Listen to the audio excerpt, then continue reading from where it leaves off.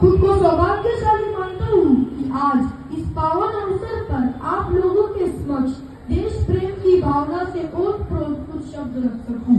भारत हमारा भारत, शहीदों का सपना जब सच हुआ, हिंदुस्तान कब स्वतंत्र हुआ। आओ सलाम करें उन वीरों को, आओ सलाम करें उन वीरों को, जिनकी वजह से भारत गणतंत्र हुआ, जिनकी वजह से भारत गणतंत्र हुआ। जी हाँ, आज देश का प्रत्येक नागरिक गणतंत्र दिवस को बड़े उत्साह और उमंग के साथ मना रहा है। सभी देशवासियों के लिए गणतंत्र दिवस एक पर्व नहीं बल्कि एक गौरव और सम्मान की बात है।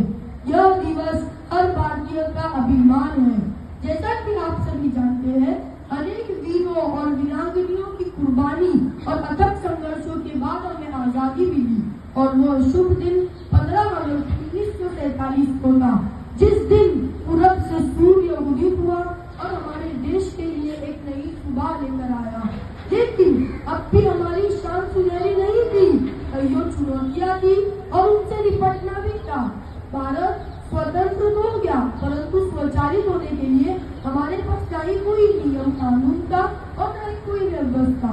फिर डॉक्टर बाबा साहेब अम्बेडकर और विभिन्न महापुरुषों ने दिन रात एक कर हमारे भारत देश के लिए संविधान तैयार किया।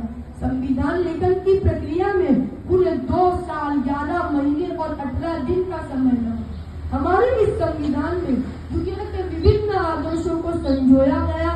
संपूर्ण जनमानस का कल्याण, उनकी उन्नति तथा भारत वर्ष के संपन्नता की नींव रखी गई और अंत में 26 जनवरी 1950 को हमारे देश का संविधान लागू किया गया और भारत एक लोकतांत्रिक गणराज्य बना। गणतंत्र दिवस एक ऐसा अवसर है जो हमें अनेकों वीरों और वीरांगनाओं तथा हमारे पूर्वजों की कुर्बानी की गाथाओं को संघर्षों को तरोताजा कर देता है।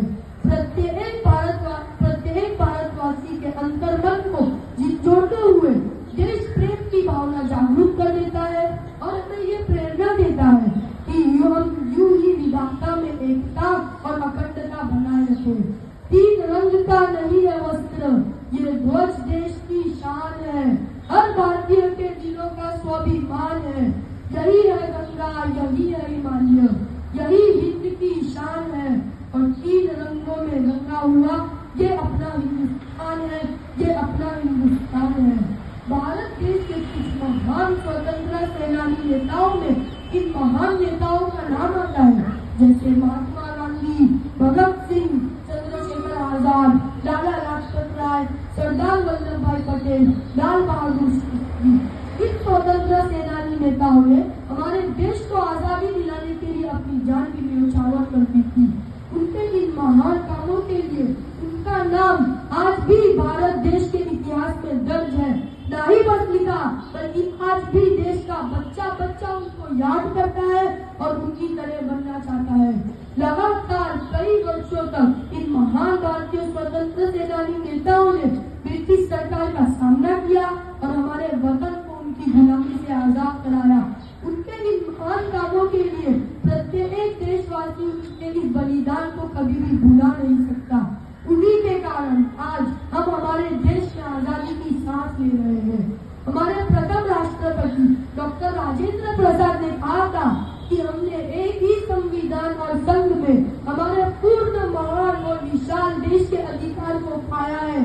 देश में रह रहे सभी महिलाओं और पुरुषों के कल्याण की जिम्मेदारी लेता है।